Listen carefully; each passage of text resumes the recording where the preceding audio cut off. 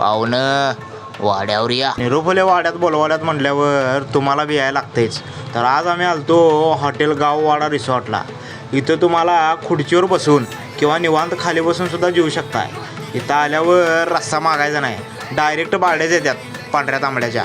मी घेतलो तांबडा आणि ह्याला दिलो पांढरा. अगदी मापात पाप न करता 2 चमचा तांबडा घेतलो बघा. आणि ह्यो इकडं पांढरा वाढालता, मी इकडं तांबडा.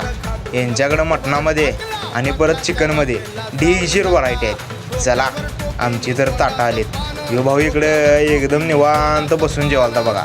ही आमची ताटं, बटर चिकन, चिकन मसाला, पनीर मसाला आणि हे स्पेशल गाववाडा थाळी.